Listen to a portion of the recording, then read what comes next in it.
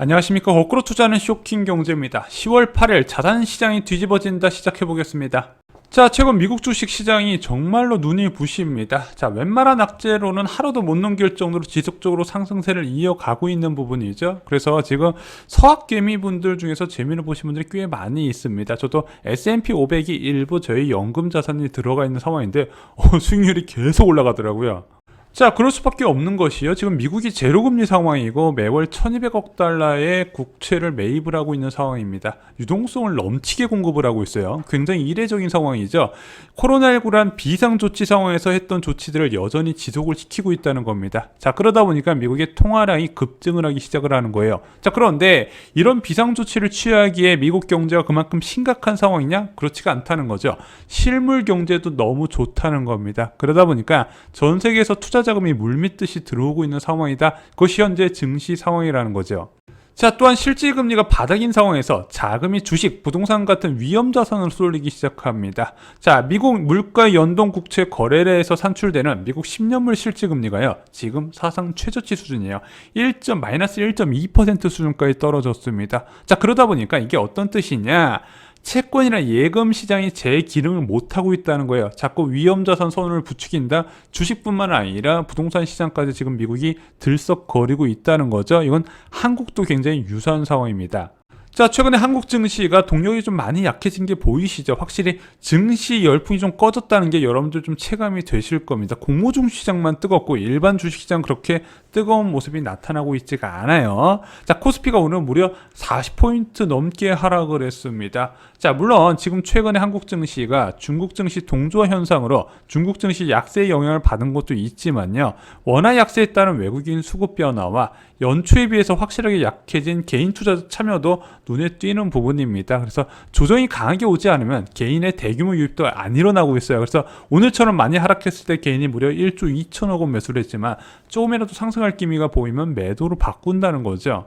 자, 부동산 역시 굉장히 조심스러운 상승을 이어가고 있습니다. 지금 수도권 아파트 가격 지속적으로 상승세죠. 19년 만에 최고치다. 전세 가격은 6년 3개월 만에 최고치다. 자, 이런 식으로 계속 올라가고는 있긴 한데 거래량 보면 바닥이거든요. 자, 부동산 같은 경우는 이제 조정 자체가 없으니까 투자 수요 유입도 더 적어지고 있다. 자, 그래서 여전히 장기적 저금리를 믿고 부동산 시장 우상향을 믿고 투자하는 사람들이 비싸게 사주고 있긴 한데 굉장히 아슬아슬하게 올라가고 있다는 거죠. 자, 자산시장을 이끌어가는 주체가 개인인데 개인은 이미 돈을 끌었을 만큼 다 썼다는 느낌이 좀 들고 있습니다. 1분기 기준 GDP 대비 가계부채가 104%까지 올라갔어요. 자, 너무 가계부채가 급증을 하다 보니까 하반기부터 금융위원회에서 대출 총량 규제를 도입한다고 했습니다. 현재 추세가 이어지게 되면요, 아마 4분기부터는 신용대출 제한이 들어갈 가능성이 커요. 그런데 이 투자에 영향을 미치는 요소가 바로 이 신용대출 부분인데 대출이 막힌다는 거죠. 자, 그럼에도 불구하고 여전히 자산가치 상승에 대한 기대감은 높은 상황입니다. 위험자산 선호 현상이 굉장히 팽배해 있다는 거죠. 자, 이런 상황에서 만약 전 세계적인 유동성 파티가 끝이 난다면 어떻게 될까요? 자, 지금의 위험자산 선호 현상, 그 시작은 미국 연준의 유동성 공급으로 시작이 됐습니다. 그것으로 미국 채권금리가 하락을 하게 됐고요. 위험자산 선호 현상을 급등시켰죠. 자, 그러다 보니까 국내 채권금리도 동반 하락하게 됩니다. 국내에서도 위험자산 선호 현상이 커진 거예요. 자, 결국 그것이 부동산, 주식, 가상화폐 폭등으로 이어졌다는 건데, 그럼 가장 시작 단계라고 할 수 있는 미국 연준의 유동성 공급, 여기서부터 바뀐다면 어떻게 될까요? 자, 중앙은행이 저금리를 지속시키기 위해서는 명분이 필요하다고 했습니다. 왜? 저금리는 부작용을 동반하기 때문에 쉽게 쓸 수 있는 카드는 아니에요. 그래서 한국은 물가가 낮거나 경제 성장률이 낮아서 유동성을 풍부하게 공급하면서 경제를 뒷받침한다는 명분이 있어야 됩니다. 그래서 한국은 좀 물가에 우선순위를 좀 둬요. 왜냐? 통화 가치와 연결이 되기 때문입니다. 자, 미국 같은 경우는 고용지표와 물가를 우선적으로 보는데 그 중에서 가장 우선적으로 보는 게 바로 고용지표라는 거죠. 자, 물가 쪽은 생각보다 그렇게 많이 신경을 쓰지는 않아요. 기축통화 국가다 보니까. 자, 그런데 한국이든 미국이든 우선시하는 지표들이 목표치에 미달하면 지속적으로 완화적 통화정책 사용에 명분이 된다는 겁니다. 현재 미국의 경제 회복세에도 불구하고 연준은 자신의 목표를 달성하지 않았다고 보고 있습니다. 자, 미국 2분기 경제 성장률 6.5%, 시장 전망치보다 낮았지만 그래도 준수한 성장세가 나타났습니다. 5월 소비자 물가 상승률 5.4%, 고물가를 기록했지만 여전히 미국 연준은 꿈쩍하고 있지 않습니다. 여전히 이 파격적인 완화적 통화 정책을 지속하겠다는 입장이에요.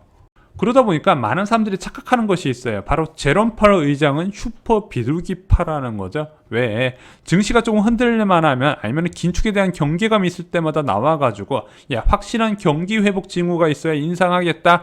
지금 내가 원하는 목표에 달성하지 않았다. 경기 회복까지 멀었다. 이렇게 언급을 하면서 현재 파격적인 조치를 계속 이어간다고 언급을 하고 있거든요. 자, 그런데 지금 제롬 파월 의장 입장에서는 통화정책의 목표가 아직 수치로 확인이 안 됐기 때문에 이런 입장을 낼 수밖에 없다는 겁니다. 이게 중앙은행의 당연한 스탠스예요. 자, 최근에 한국은행 사례 볼까요? 4월 15일 4월 금통위에서요. 자, 이준환은행 총재는 통화정책의 정상화는 아직 멀었다고 언급을 했습니다. 자, 그리고 나서 12일 뒤에 1분기 GDP 성장률이 나왔는데 코로나19 이전 수준을 횡복했어요. 그리고 5월 4일 날 CPI 상승률이 나왔는데 2.3%로 한국은행의 물가 안정 목표제 2%를 넘어서게 됩니다. 시장 전망치보다도 웃돌았던 거예요. 자, 그랬더니 그 다음 금통위에서 어떻게 됐을까요? 바로 연내 금리 인상 가능성을 첫 언급을 하게 됩니다. 목표 지표 확인 후에 지속성을 체크하기 시작하는 거예요. 그리고 한 2, 3개월 정도 지켜보다가 이거 지속성도 있다고 판단하니까 바로 금리 인상에 돌입한다. 그래서 8월에 통화정책에 대한 조정 가능성을 이미 경고를 한 겁니다. 그래서 저희가 예전부터 작년 말부터 말씀을 드렸을 거예요. 5월 4일이 약속의 날이다. 왜? 이때부터 금리 정책의 변화가 있을 것이다. 왜? 한국은행이 목표한 수치가 실제적으로 지표로 나왔기 때문인 거죠. 자, 지금 한없이 비둘기를 보이는 제롬 파월 의장, 미국 주식 하시는 분들께는 거의 영웅 같은 사람. 이 사람도요, 고용지표 개선만 확인이 된다면요, 제일 먼저 조심스럽게 유동성 회수 필요성을 어필을 하게 될 겁니다. 그리고 일정 시점 이후에 그것이 지속성이 확인된다면 통화정책 변화를 시동할 건데 지금과 다르게 굉장히 매파적인 성향을 내보일 거라는 거죠. 자, 그럼 그것이 언제냐? 저희가 예전에 이제 ETF 소개해드리면서 말씀을 드렸죠. 바로 10월 8일이라고 말씀드렸습니다.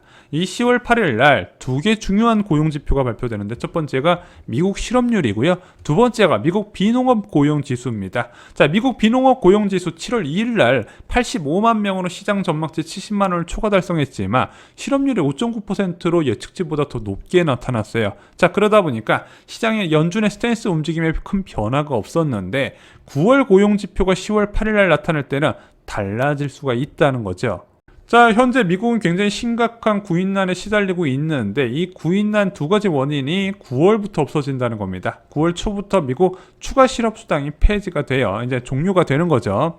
또 하나, 지금 미국은 이제 가을 학기부터 개학을 하게 되는데 가을이 이제 8월 중순부터입니다. 정상적인 개학을 해야 학부모들이 구직 활동을 할 수 있게 돼요. 그러면은 딱 봐도 8월 고용지표부터는 눈에 띄는 개선세가 보일 거고요.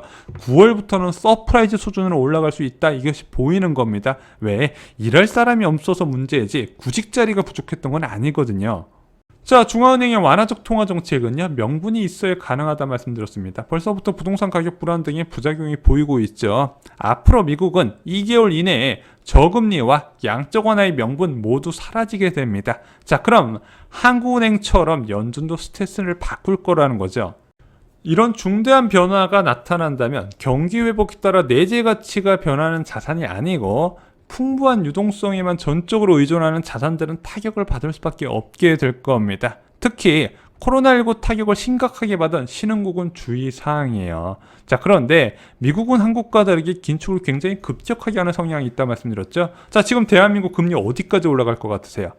좀 아무리 급격하게 보는 사람도 2% 이상 안 오를 것 같죠. 미국은 한번 그렇게 긴축이 결정되잖아요. 커다란 경제 충격이 없는 이상 정상금리라 해서 2.5%에서 3%까지 쭉쭉쭉쭉 올려나갑니다. 자, 그런데 저희가 금리 인상과 주식시장은요, 직접적인 연관이 적다 말씀을 드렸습니다. 금리를 올리는 것은 그만큼 경제가 좋다는 뜻이고 그 경제가 좋아지는 것을 상장회사가 이익으로 실현하게 된다면 그렇게 큰 충격을 안 받는다는 거예요. 그래서 금리 인상 시기에 내재 가치가 같이 동반 상승하는 주식들은 상관이 없다고 합니다. 그래서 오히려 금리 인상 시기에 종합주가시는 더 올라가요. 다만 시장에서 예상보다 빠른 미국 긴축 흐름에 흔들릴 수 있다는 점은 좀 잊지 마셨으면 좋겠습니다. 지금 과도하게 장기간 저금리를 믿는 부분도 굉장히 위험하다는 부분 좀 어필을 드렸습니다.